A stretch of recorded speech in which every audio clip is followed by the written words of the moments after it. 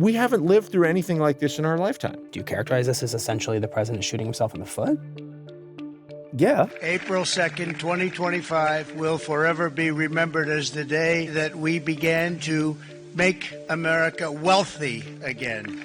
For months, President Trump has been building up to this moment. We have Liberation Day, as you know, on April 2nd. That nearly all foreign imports will be subject to a 10% tariff, with additional tariffs, in some cases staggeringly large tariffs, for some of America's biggest trading partners, including China, India, Japan, the European Union. The Trump tariffs are intended to be payback or penalty of sorts on countries that impose import duties on the U.S. Reciprocal, that means they do it to us and we do it to them. The numbers so far are stunning, and they're almost certain to provoke a trade war with dozens of our trading partners around the world. The markets have opened with major losses. More than $3 trillion of value was wiped out. As investors are pricing in really the worst case scenario, a trade war escalation. So what does it mean for the U.S. to pursue a policy of economic isolation, and what does it mean for the world? From the New York Times, this is The Roundtable. I'm Michael Barbaro, here with Peter Goodman and Astead Herndon. So, Astead and Peter, you have both been talking to people who are going to be impacted by these tariffs. Astead, you've been talking to consumers and voters across the U.S., Peter, to business owners and investors around the world. Let me start with how you would both characterize what just happened this week with these tariffs, Peter. This is astonishing. I mean, I think we run the risk of underplaying anything in our reluctance to use, the word unprecedented, astonishing. This is unprecedented and astonishing. I mean, these are all the superlatives. Yeah. I mean, we haven't lived through anything like this in our lifetime. I mean, this takes us back to a time more than 100 years ago where we had tariffs this high. This is an attempt to undo globalization. And the result of this for businesses is total uncertainty. I mean, businesses are certainly not looking at this as a clarifying moment. I think that uncertainty has filtered down to voter and consumer. I think there is a sense of chaos as we were following up with people, many of whom were the people who thought voting for Donald Trump would make inflation better, that was part of their core reason, right? That's the number one reason we heard for Trump voters last year. And so as you're following up with people, many of whom had articulated the economy as their number one concern, see these acts of uncertainty as risking higher prices. And I think people's sense of his handling of economy has gone from positive while he was running to negative as he was governing. So if I asked you the same question I asked Peter, how do you characterize this? Do you characterize this as essentially the president shooting himself in the foot? Yeah. I mean, I guess I would say possibly, right? I would only say possibly just because I think the uncertainty itself is a political challenge. But I think the impact of what Peter's laying out are legitimately higher prices passed on to consumers. And that's a worse political impact. I think the Trump administration is just betting that their kind of bigger project of America first in a lot of forms and they might not be will bringing win people over in the end. And I'm like, this is the same risk of not understanding voter priorities. Now, everything falls under that sense of economic concern. I think we have to be careful not to assume that the goal of the Trump administration is to win over voters For and sure. people. I think that is massively important. That I think oftentimes, particularly from the political context, people come and say, why aren't they calibrating themselves to the median voter? Aren't they scared of risk of backlash? And my sense of the Trump administration is that is not their concern at all. There is a broader project about executive authority, about presidential power, about reshaping the government, and I think the kind of culture at its core. And that project to them just seems simply more important than calibrating itself to individual voter reaction. And I would say, we could see tariffs as part of this. But I think he was actually really explicit about retribution as the point of this administration. And so you can see that in all forms. And this, to me, feels like economic retribution. Okay, well, let's talk about the global reaction to this. The administration's tariffs have no basis in logic. The consequences will be dire. Die jüngsten Zollentscheidungen des US-Präsidenten halte ich für grundfalsch. How are the countries who are being hardest hit by this reacting? And what are you detecting in the reactions about the kind of regional strategy that might be at the heart of all this? There are different strategies. So China has denounced this bullying. 只会凸显美方措施的单边主义、保护主义和霸凌主义底色。 I mean, we're talking about tariffs now up above 50% across the board. The Brits are trying to lay low. We have a fair and balanced trade relationship with the US. They're going to take a look. The Europeans, by and large, the Germans and the French have said, you know, we're all united. This is going to make us more united than ever. Et donc, si les Européens jouent groupés, c'est-à-dire préparent la réponse, qu'elle est unifiée, qu'elle est proportionnée, mais qu'elle est réelle, nous saurons avoir ce qui doit être notre objectif, qui est le démantèlement des tarifs. But what's the goal versus what's going to actually happen? Well, I mean, I think that there is a context where we can look at tariffs like his reputation as an impulsive person. Mm-hmm. I mean, some would say a bully. He doesn't seem to mind being called a bully. As part of a strategy to centralize presidential authority. Yes. It's a kind of imperial presidency. And if everyone's confused about the rules and the rationale, yes, but they understand that this man is the decision maker and he will decide, you know, does Elon Musk get a carve out in this latest tariff order for lithium? Does Russia get a carve out? Yeah, precisely. That, boy, you better ingratiate yourself with this man. You better not. You see this as part of a larger project of presidential power. You know, last night I did something a little bit geeky and I researched who has power over tariffs. And in terms of, Peter, what you just said about presidential power projecting it, tariffs are in our Constitution the province of the Congress. The Congress has over time redistributed much of that power to the president, but they still have final say over tariffs. Right. And yet I see no evidence, I wonder if you do, that Congress is touching any of this. That is entirely a function of the fact that this president keeps telling us, I will be the decider. I don't necessarily care about courts. I certainly don't care about Congress. And look, as we speak, the S&P 500 is down lower than before Trump got inaugurated. I mean, we were told by business interests that Trump would be good for business. That is not borne out so far, and nobody's protesting because there's too many signs of bad stuff happening. You want an executive order aimed at your law firm if you cross the MAGA movement? You're going to be the one to stand up and say, hey, hold on, Congress would like a say over the tariff policy. It's going to be a lonely, frightening place. Reminds me of something you see from Trump voters a lot, where they project their own kind of perception of what they think he's going to do rather than believe him at his word. He promised this. Tariffs. I mean, this is something he's been actually so consistent on throughout his time, even before running for office. Well, there are a lot of things I'd do if I were elected, but one thing I'd do definitely is stop other countries from ripping off the United States. You can call it a tax, you can call it whatever you want to call it, but those countries should be paying us major billions of dollars. Tax China. For the privilege of them selling their crap in this country, tax China. And I see that with voters all the time, where they would say, you know, there's no way he follows through on this or that, or I have a kind of sense of that. Right. I just don't think, you know, I think something will constrain him in this sense. And I've always found that the best thing to predict his actions is what he says he's going to do. Right. And so many of those business leaders told themselves a story about what Donald Trump would do. I remember when Jamie Dimon coming out of Davos this year said maybe tariffs will be something that helps us, helps national security. If it's a little inflationary, but it's good for national security, so be it. There wasn't a logic to that. That was them doing that kind of ingratiation with Donald Trump. But it reminds me of something voters do all the time, which is just project that he won't do this or that, when oftentimes I find him to be quite literal. well, I think voters, though, were correct in their understanding that, you know, this guy cares about the stock market. He cares about the economy. He once did. I mean, in the first term, what did business get? They got tax cuts and deregulation, right? Wealthy people got tax cuts and deregulation.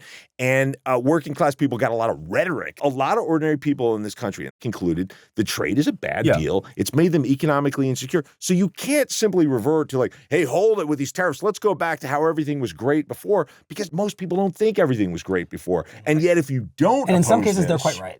So the problem is that this particular prescription may actually make their situation worse. But for the Democrats, if they oppose this, and the message is, look, this could bring us to a global recession, this could actually hurt job security, if they oppose this, they're effectively supporting the status quo. Yeah. It's the same challenge he brings with him on a lot of his disruption, is because the desire for change was one that was true in the electors, one that was the most consistent from when we were talking to people for the last couple of years. There was a sense the status quo was not serving people. Right. But the challenge of him in office is that the solutions he was proposing aren't necessarily fixing those folks' lives. And sometimes, I think specific to inflation, might be making those situations worse. So when we're going back to people, they're mad at the solutions, but it's not necessarily like they think the Democrats were diagnosing and fixing said problem, which I think is the point you're making. Are they presenting a different vision about how our economic system could work better for folks who I think are legitimately frustrated, as you're pointing out? Peter, I want to ask you to think about meeting the president for just a moment on his own terms when he articulates a vision of what these huge new tariffs might lead to. Yeah. In his mind, what they lead to is a long-term possibility of reindustrialization. This will be indeed the golden age of America. It's coming back. We're going to come back very strongly. You bring more car making back to the U.S. You bring more clothing manufacturing back to the U.S. You name the product back to the U.S. Just like meet that argument on its face. Two things. One is, why do we have trade? We don't have everything here. We have a lot here. It's a very big country. It's got a lot of natural resources and a lot of people. You want blueberries on the shelf in winter? You want avocados? We got to trade. So we got to give something up. It might be money, it might be services, but we got to give something up to get those things. And the same goes, you talk about a car. There's 30,000 parts in a modern car. How much time and money have you got to make all of those parts in this country? And what's going to happen in the immediate term if you pursue that? Unless this was the policy we had pursued for the last 30 or 40 years, we cannot reverse engineer an economy in which the car is somehow made in the U.S. And if we had pursued that policy, we'd be poorer for it. But also, we're punishing some of the companies that are already here. I mean, I visited a few weeks ago with a industrial pump manufacturer in Louisville, Kentucky. It's a family-owned business, 86 years in business. And I talked to the CEO, and he said, look, we have resisted the temptation to go to Mexico, to go to China over generations. We think we're doing the right thing. Yeah, we're staying here. We're employing local people. Well, we have a factory that we own in Canada that makes a part of our part. You're going to hit us with a 25% tariff on that? Who's going to benefit from that? Chinese companies are going to benefit from that. They're going to copy our pump. They're going to reverse engineer it, and they're going to send it into the market much cheaper. So who's the beneficiary of this policy? This guy looked at me and he said, if we're the bad guy in this, then everybody's the bad guy. There was a small business owner we talked to who said he largely liked how his business did under Trump the first time. This scared things like this will cause real kind of economic downturn for him. We talked to Trump voters who said that they loved each part of the agenda broadly, but this is where they're concerned. And the concern is even more specific than that. We have folks who would be more open to tariff war or trade war with China, but don't understand why we're attacking our partners. And I keep stressing this. That's true for the specific group of people who brought Trump back to the White House under the premise that he would do better on things like inflation than Democrats have done. A shakeup was promised, but this specific version of it is, I think, the one that bothers people the most. Every time we ask the question, are you willing to pay higher prices for the benefit of some long-term job? That answer is no. That's fascinating. And they haven't seen it yet. And they haven't seen it. I mean, that's in your cases, they probably aren't. Well, a lot of these things, has anybody shopped for a car recently? It's a good time to buy a Tesla. That's about it. Cars are by and large tapping a global supply chain. A lot of it's in North America. We're getting a lot of parts from places like China, Vietnam, Thailand. That will begin to show up as higher prices and potentially shortages, right? You've had a lot of companies pre-order lots of stuff in anticipation of the tariffs. Let's remember what happened during the pandemic, right? Where we had mass shortages of all sorts of goods because we had chaos in the global supply chain because of COVID. Well, this is a self-engineered bit of chaos, and we don't know how it's going to play out. But if you got to go get your car fixed, I'd do it now. Wait, just why? Because the parts might not be there. Because the parts might not be there. They might be much more expensive. There are just a lot of variables here that could prompt people to go to their local car dealer, their local service center, and discover, sorry, we can't help you right now. You're saying basically when you do this amount of change in such a short period of time, you're going to create unpredictable responses. That's right. Like the supply and the demand system operate in a normal fashion, and all of a sudden, they just got hijacked. And history tells us that doesn't go well, right? This one is a global shock to the system that is playing out rapidly. And the fact that stock markets are selling off, it's a sign that businesses didn't see it coming. And they don't have contingency plans for this. Or didn't see it coming to this degree. He's talking about the policy problem. And I feel like there's also been a political problem, too, because there is a willingness for some of those Trump voters who feel ideologically aligned with him to hear him out.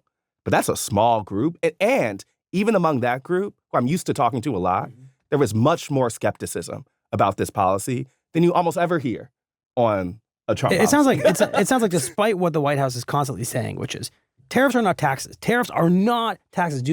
People People believe that tariffs see will that be they- directly cause an increase in prices. Wait, That is a belief. also known as a tax. Yes, so I'm saying, like, whether the White House has tried to sell a different story, which we see they have, like, that has not registered. Even among their voters who largely support him are doing so thinking there might be a long-term benefit that outweighs a short-term increase in prices. Peter, I want to ask you just about this idea of a tax. I read a report from a big Wall Street bank, so you can apply whatever lens to that description you want. But they described what Trump just announced as the largest single tax increase on American consumers in decades. Right. Is that right? Yeah, that is right. I mean, that's what a tariff is. It's a tax. It's a tax that's paid by consumers when they go to the cash register or they're online or whatever. But yes, this is an additional fee put on transactions. That's what we would conventionally call a tax. If people are going home from grocery stores with their bags lighter than they're used to, that will become a dynamic for Trump that was precisely the dynamic that brought him into office, where Biden people kept saying, oh, no, unemployment's so low and GDP is great. And people would say, yeah, but I'm looking at the price of eggs. And as to this point, taking the route of trying to explain, oh, but you're not seeing the bigger picture. Yeah. And I'm like, if those eggs go up, if the beef is up, I don't think that ever works.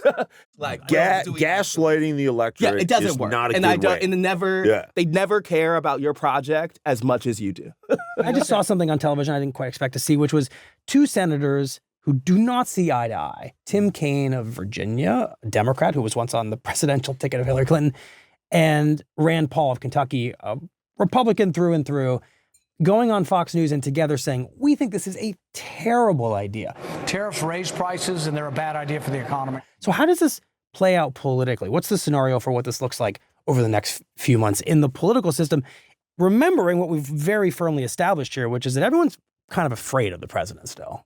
Right. And I think that fear is still the controlling factor of our politics right now. Because for even the reaction we're seeing from business leaders or the reaction we're seeing, I would say even among sense of electorate about this parts of the chaos, you're not seeing Republican politicians in large push back on it. They're defending it. But it's going to be a slow pain first before we get to gain. We have to get jobs back in this country. And even the coalition you lay out comes from Rand Paul, who's Republican through and through, but has long spoken out against tariffs, has that libertarian bend to him. You're not seeing your partisan Republicans really do anything to cross the president on this. I think the specifics here are going to matter. And I feel like I always really go back to the kind of structural piece. But I think the structures of our politics are such that the partisan reaction matters more. And right now, partisan Republicans are still backing Donald Trump on it, mostly. I also think you got to remember that Trump is not wrong when he says there are a lot of working people out there who are unhappy about trade. Now, there's a lot more complexity to that conversation than is typically in these sound bites, but let's face it, lots of Americans think that trade has been a source of economic insecurity.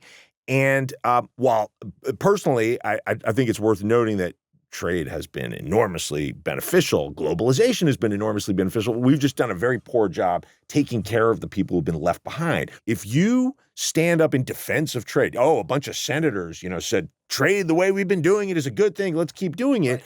That's actually politically perilous in terms of the number of people out there who have already decided that trade is just this province of the elite and all these gains they were promised over decades haven't materialized, and they want the shakeup. That's where I think the negotiation tactic piece of this is important. And to really qualify, it really does matter how much the specifics end up hurting folks. Because I do think there is some sense for Trump that, he's just needling. He's just poking at said enemies. And some of that, for the hardcore base that I think is informing the Republican Party, some of that they welcome from him. Well, this is where economists will say, and we never know if this is right or not, well, these Trump people, they don't understand global supply chains. Clearly, some people understand global supply chains, but is this policy being made because the Trump people actually don't understand the consequences of this? Or are they welcoming the consequences and saying, no, we think enough people will be with us even while things are bad and inflation's bad. Maybe unemployment goes up because there's a holy war that's going to play out over years to bring supply chains back to the U.S. And we don't know which one is the right one. Can we talk about the scenarios for the next year or so? What's the best case scenario for how this policy plays out. And I guess by best, I mean for Americans, since it's for American consumers? American consumers and businesses. What's the best case scenario?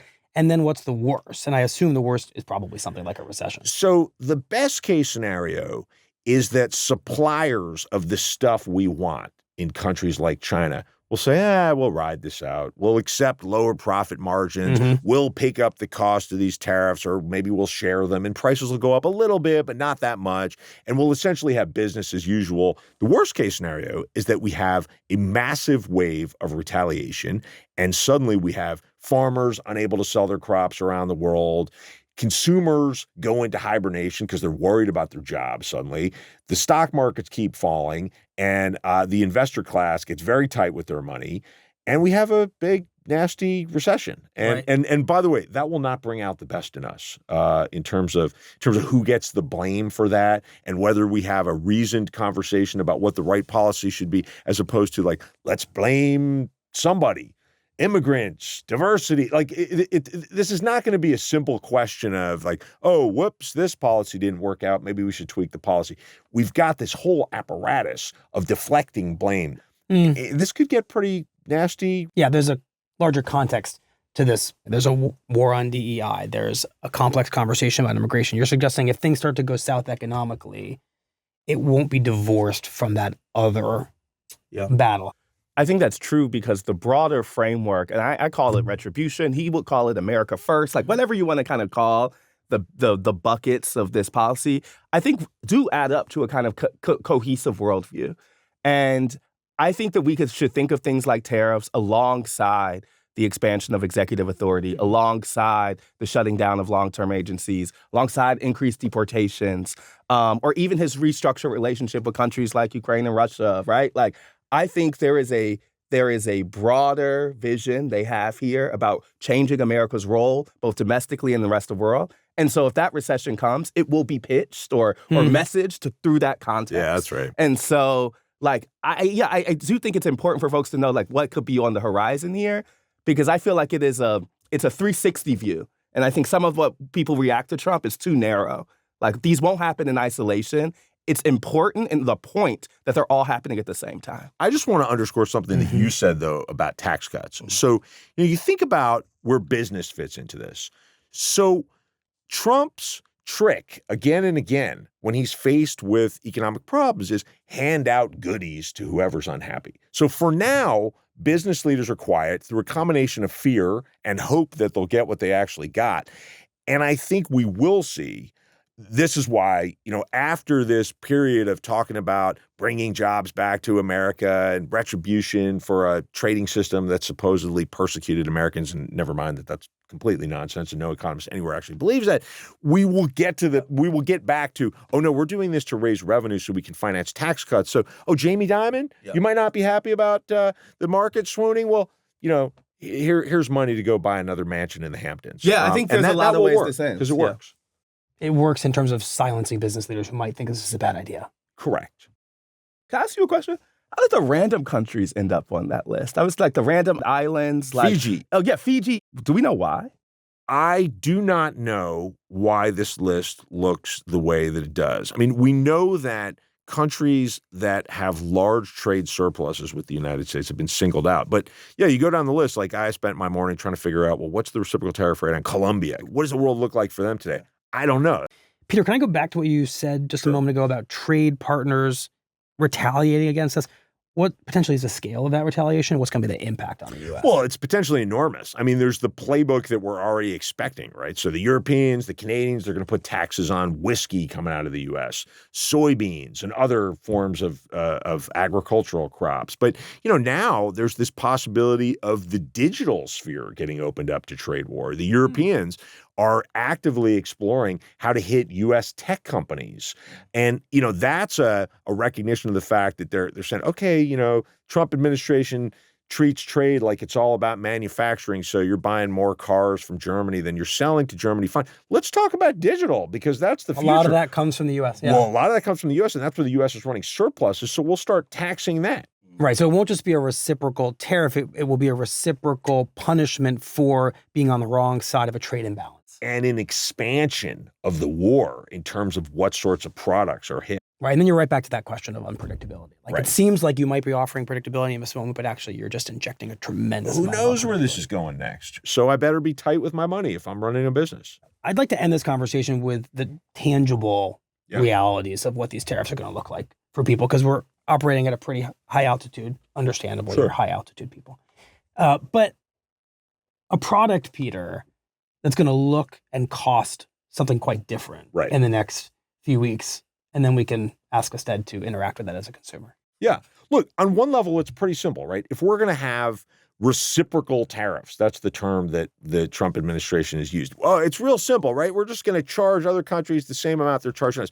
Trade is not reciprocal. We buy different stuff from different countries. Like, we don't send a lot of shoes to Vietnam, but Vietnam sends a lot of shoes to us. So if we're going to jack up tariffs on shoes coming in from Vietnam, the next time you go to DSW, you look on Zappos, like whatever, it's going to cost more to buy shoes. That's where we're headed. And you can apply that And like to everything. meaningfully, like 5, 10, 15, 20, what? It depends upon how much competition there is, right? So if there is competition, then you could see some companies say, well, maybe we'll accept lower profits in exchange for maintaining our share of the market. Where there's less competition, beef and other types of meat, you could see prices go up quite dramatically. If we bring in a lot of beef from places like Brazil. If there's going to be a serious tariff there, you're going to go get your burger and it's going to cost more. Mhm. That's the reality that we're headed into.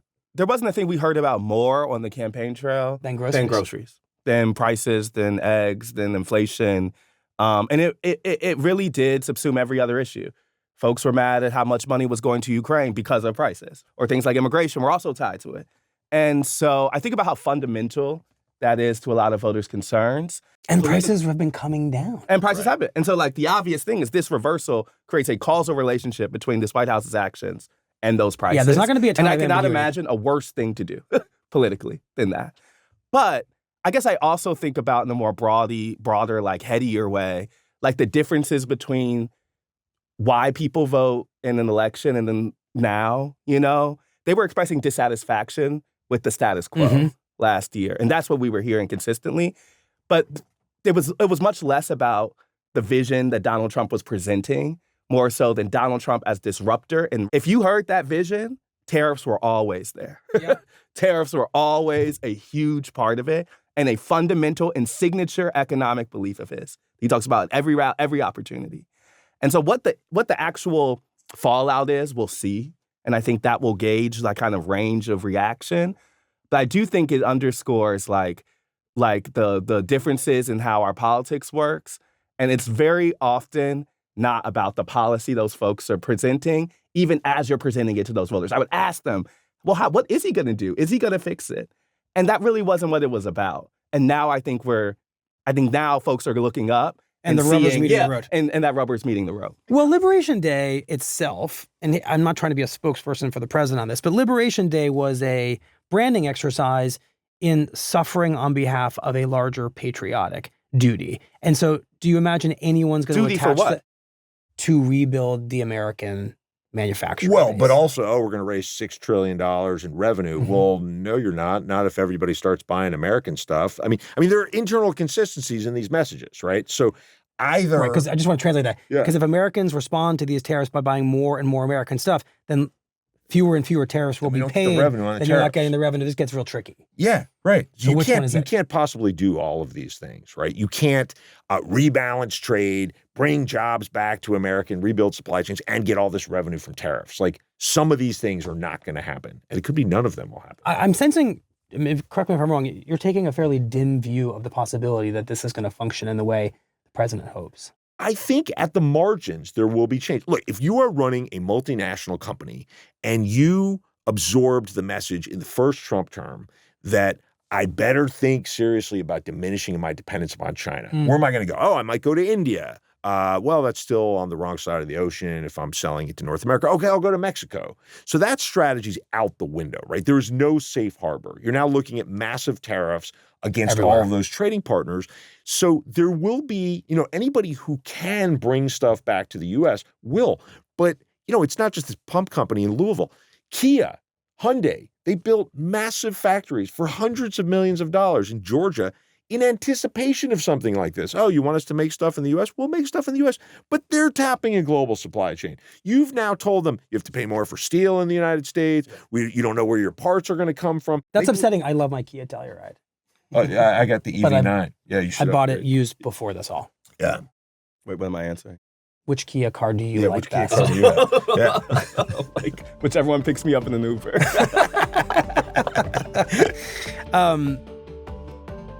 Talk about relatable. Yeah.